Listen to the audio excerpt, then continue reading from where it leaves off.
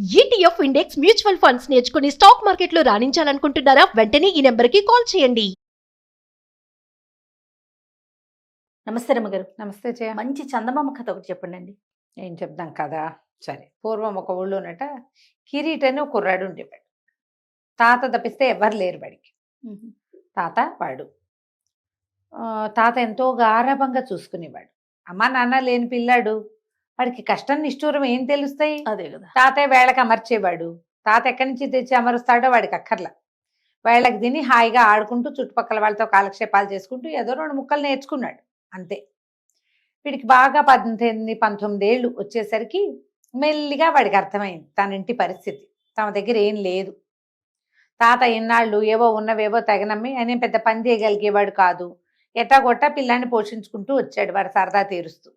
ఇప్పుడు ఇల్లు తప్పిస్తే ఇంకేం లేదు వాళ్ళ దగ్గర. అయితే తాత కొంచెం అనారోగ్యం మొదలైంది. మెల్లిగా వీళ్ళ పరిస్థితి ఇక్కట్లలో పడింది. ఒకరోజు అన్నాడు, ఎవరో వచ్చారు వాకిట్లో, ఏముంది ఇల్లు అమ్మేసి వైద్యం చేయించుకో అన్నారు. ఈ కుర్రాడు ఈ కిరీటి అది పట్టుకున్నాడు. తాత ఇల్లు అమ్మేసి నువ్వు వైద్యం చేయించుకుందాం అంటే తాత అన్నాడు, ఒరే అట్ట కాదురా నాయన, నా తర్వాత నీకేముంటుంది? ఇప్పుడు కనీసం చుట్టుపక్కల వాళ్ళు ఏదో 5 10 పావలానో ఇస్తారు, ఎట్టాగొట్టా కొంచెం గడుపుకుందాం. ఇల్లు అమ్మేసావంటే నీకు ఆసరా ఉండదురా. స్వతంత్రంగా నీ బతుకు నువ్వు బతకలేవు.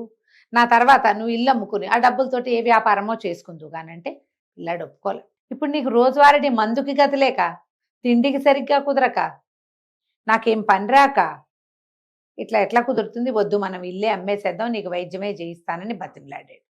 ఇక ఒప్పుకున్నాడు తాత. పిల్లాడు కొంచెం 19 20 వచ్చినాయిగా, ఇల్లు అమ్మేశాడు. ఓ మూట వచ్చింది. మెల్లిగా తాతకి వైద్యం జరిగింది, వీళ్ళకి భోజనం జరిగింది. జరగా కొన్నాళ్ళకి తాతగారు వెళ్ళిపోయాడు. అయ్యో, వీడి దగ్గర కొంచెం డబ్బు ఉంది ఇంకా. సరే, తాత పోయేసరికి పిల్లాడు ఘనంగా దినవారాలు అన్నీ జరిపించాక చాలా కొద్ది డబ్బు మిగిలింది. ఏమనుకున్నాడు, ఈ ఊళ్ళో ఏముంటాం, మనకి ఇల్లు లేదు, అమ్మేసిన ఇల్లు పోనే పోయింది. ఇన్నాళ్ళు ఎవరింటో పంచనో వాకిటో ఉన్నారు. ఇప్పుడు తాత లేడు. ఆ ఉన్న సామాన్లన్నీ తలా ఒకటి ఇచ్చేశాడు, పంచేశాడు. 1 ఎర అమ్మగలిగినవి అమ్మాడు. ఏవో కొద్ది రూపాయలు ఉన్నాయి. ఈ ఊళ్ళో వద్దు ఇంకా.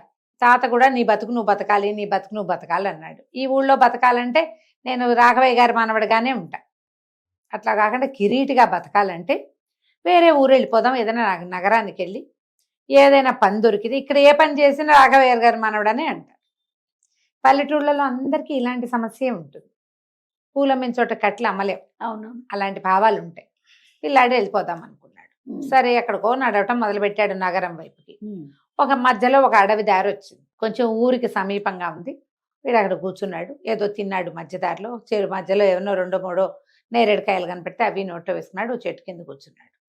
తన బట్టలు మూటలో ఉన్న డబ్బులు సంచి తీసి లెక్క పెట్టుకుంటుంటే ఆ దారిలో ఒక కోయ ధర వెళ్తూ కనపడ్డాడు. వెళ్తూ ఈయన కేసు చూశాడు, ఈ అబ్బాయి కేసు చూసి. ఇతని ముందేమున్నాయి, ఆ సంచి మూట ఇట్లా ఊడదీశాడు, రూపాయి బిళ్ళలు ఉన్నాయి. అబ్బో, రాచకళ ఉంది, నీ మొహం రాచఠీ ఉంది, నీకు మంచి పేరు వస్తుంది, చక్కగా సంపాదించుకుంటావు, ఓపిగ్గా లేవు, నీరసంగా ఉన్నావు, కానీ రాచకళ మాత్రం ఉంది, నగరానికి వెళ్ళు, నువ్వు రాజు అవుతావన్నాడు. అని ఇదిగో నా వాటా అని ఎదురుగుండా ఉన్న కాయిన్స్ నుంచి ఒక కాయిన్, ఒక రూపాయి నాణ్యం తీసుకుని జేబులో పెట్టుకుని వెళ్ళిపోయాడు. వీడికి సంతోషం వచ్చింది, నవ్వు వచ్చింది. మిగిలిన మూట కట్టుకుని జేబులో పెట్టుకున్నాడు. పడుకున్నాడు. కాసేపు పడుకుందామని పడుకునేసరికి చీకటి పడిపోయింది. ఇక పడుకుంటూ రాత్రికి అతనికి ఒక కల వచ్చింది. తను నెత్తి మీద కిరీటంతో ఉన్నట్టు, ధగధగలాడుతున్న మంచి బట్టలు కట్టుకున్నట్టు, ఏమిటో ఆజ్ఞలు జారీ చేస్తున్నట్టుగా కల. అంటాడు, ఓహో, నేను రాజునవుతాను.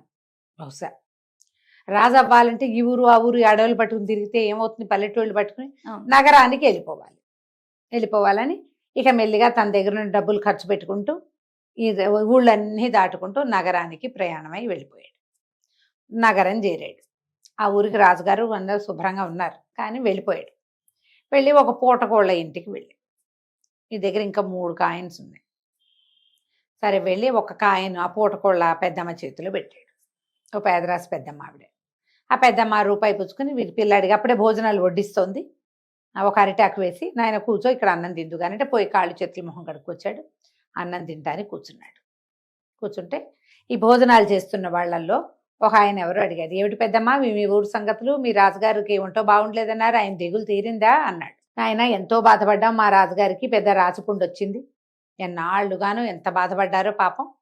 ఇటీవలే ఎవరో వైద్యుడు గంజాం జిల్లా నుంచి వచ్చి మరి వైద్యం చేసి రాజుగారిని స్వస్థత పరిచాడు, పుండంతా మాని తేలిగ్గా తిరుగుతున్నారు, ఇప్పుడే రాజ్యం ఒక ఘాట్లో పడింది అన్నది. అనేసరికి మరేమిటి నువ్వు ఇంకా దిగులుగా కనపడుతున్నావు, ఇంతసారి దిగులుగా ఉన్నప్పుడు అడిగితే రాజుగారికి ఒంటో బాగుండలేదు అంటే, ఏముంది నాయన మా యువరాణి పెళ్లి సమస్య, మా యువరాణికి ఒక కళ వచ్చిందిట, ఆ కళలో తనని నల్ల తాచు ఒకటి కాటేసినట్టు, ఆ నల్ల తాచు నుంచి తనని ఒక యువకుడు రక్షించినట్టు కళ వచ్చిందిట. ఎన్నిసార్లు వచ్చింది. ఆ కళ్ళలో కనపడిన యువకుడినే పెళ్లి చేసుకుంటానంటోంది యువరాణి. ఇప్పుడు అందుకని రోజు గుడికెళ్తోంది.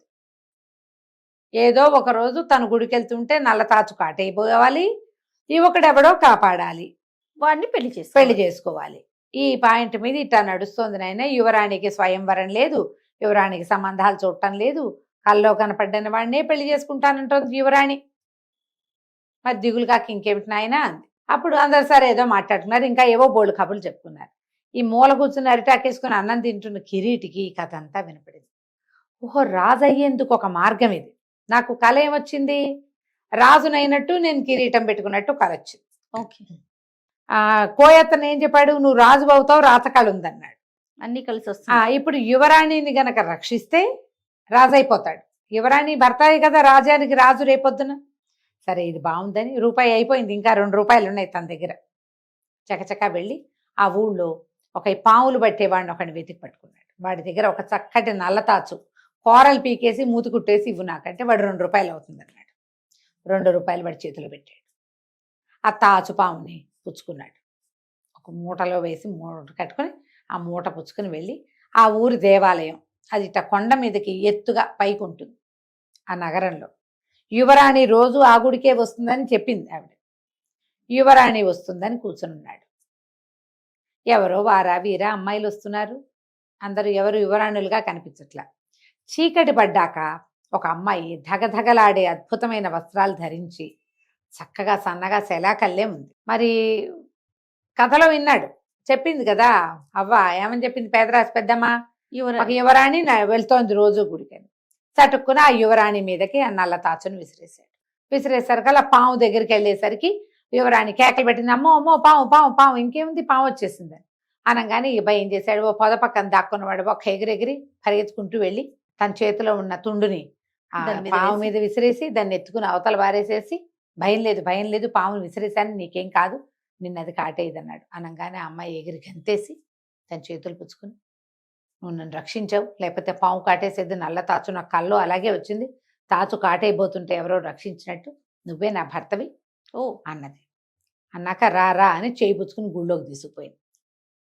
వీడు ఆనందంతో ఒళ్ళుపై తెలియటల్లా కిరీటికి లోపల తీసుకెళ్ళాక అర్చకుడిని మా పూజారి గారు దేవుడి మీద నుంచి 2 మాలలు తీసి ఇవ్వండి అండి. ఆయన 2 మందార మాలలు తీసి ఇచ్చాడు.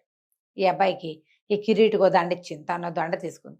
నాకు దండయి, నువ్వే నా భర్తవి, నా కల్లో ఇలాగే కనపడింది, కల్లో కనపడ్డట్టే అచ్చు అలాగే జరిగింది, యువకుడు పల్లెటూరు వాళ్ళుగా కనపడ్డావు కల్లో, ఇప్పుడు నువ్వు నాకు అలాగే కనపడుతున్నావు, కాబట్టి నేను నీ భార్యని, నువ్వు నా భర్తవి అవట తూర్చంది అనగానే ఇక పెళ్ళి అయిపోయింది.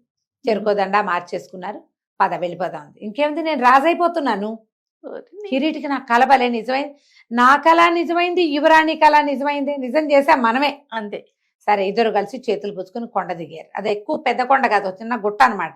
ఓకే. దిగంగానే యువరాణి ఈ అబ్బాయి చేతులు పుచ్చుకుని చకచకా తీసుకెళ్ళిపోయి సందులు గొంతులు అన్నీ తిప్పి ఏ సత్రంలో తను భోజనం చేశాడో పేదరాజు పెద్దమ్మ దగ్గర అక్కడే తీసుకెళ్ళేసరికల్లా ఆశ్చర్యపడి, ఇదేంటి ఇక్కడికి తీసుకొచ్చావు, మన రాజభవనానికి వెళ్ళాలి కదా అన్నాడు. కాదు, ఇదే మన రాజభవనం, ఈ పెద్దమ్మ నన్ను చిన్నప్పటి నుంచి పెంచింది, నా 3వ ఏట నేను ఇవిడికి దొరికా, అప్పటి నుంచి నేను ఇక్కడే పెరిగాను అనగానే తెల్లబోయాడు. అదేంటి యువరాణి అని చెప్పావు కదా నువ్వు అంటే, అవును నా పేరే యువరాణి, అమ్మాయి పేరే యువరాణి. లోపల నుంచి పెద్దమ్మ వచ్చింది. అయ్యో నా తల్లి, నీ కళ నిజమైందా, నీకు యువకుడు దొరికాడా, ఆహాహా ఎంత బాగున్నాడు, ఎంత చక్కటివాడు, ఈ అబ్బాయిని ఎక్కడో చూశానే అంది. నిన్న పొద్దున భోజనం చేశాడు. అదే కదా. అక్కడి నుంచి తను తెల్లబోయాడు. ఏం చేయాలి? తను యువరాణిని పెళ్లి చేసుకుని రాజు అయిపోవాలనుకున్నాడు. ఇక్కడ చూస్తే వేరే కథగా ఉంది. ఈ పెద్దమ్మ ఏం చేసి ఇట్లా ఉండండి ఉండండి అని వాకిట్లో నిలబెట్టి చక్కగా ఇద్దరికి దృష్టి తీసి, రానాయన ఒక సామ్రాజ్యం లాంటిది ఈ సత్రం, దీనికి ఇక నుంచి రాజువి నువ్వే. నా యువరాణిని పెళ్లి చేసుకున్నావు, ఇక నువ్వే దీనికి రాజువి. ఇదంతా నువ్వు చూసుకోవాల్సిందే, ఇక నుంచి నీ చేతిలో పెడుతున్నాను నాయన మా పిల్లని, ఈ సామ్రాజ్యాన్ని అంది. అప్పుడు వీడికి తట్టింది. ఇప్పుడు సొంతంగా తమ పని తాము చేసుకునే వాళ్ళందరూ రాజులే. అంతే కదా. రాజ్యానికి రాజే రాజు కాదు. ఇప్పుడు ఈ సత్రం నాది, ఇక్కడంతా పని నాదే, అంటే నేనే దీనికి రాజుని. అమ్మాయి పేరు యువరాణేనా, అది యువరాణే. ఆవిడ చెప్పింది, ఏనాడో చిన్నప్పుడు దొరికింది ఆయన పిల్ల రాజకుమారి తల్లే ఉన్నదని నేను యువరాణి అని పేరు పెట్టిన. అంటే మరి నీకు ఇట్లాంటి బట్టలు ఎక్కడివి అన్నాడు. దానిదేముంది, యువరాణి యొక్క ఇష్ట సఖి నాకు ఇష్ట సఖి. ఆవిడేమో బట్టలు నా ఇష్ట సఖికి ఇస్తుంది, అదేమో నాకు ఇస్తుంది. నేను రోజువారీ మంచి బట్టలు కట్టుకునే అవకాశం ఉంది కాబట్టి నేను యువరాణి బట్టలే కట్టుకుంటాను. అందుకని నన్ను చూడగానే దగదగమని వస్తువులు బట్టలు ఉన్నాయి కాబట్టి రాణిని అనుకున్నావేమో, నా పేరే యువరాణి. సరే, కిరీట్ కూడా బాగా ఆలోచించుకున్నాడు. స్వతంత్రంగా జీవించడానికి ఇది మంచి అవకాశం, దీంట్లోంచి నేను ఎన్ని ఎత్తులకైనా ఎదగచ్చు. పెళ్ళి అయింది, ఓ కుటుంబం ఏర్పడింది, తను పని చేయటానికి సరిపడా ఒక సంస్థ వచ్చింది.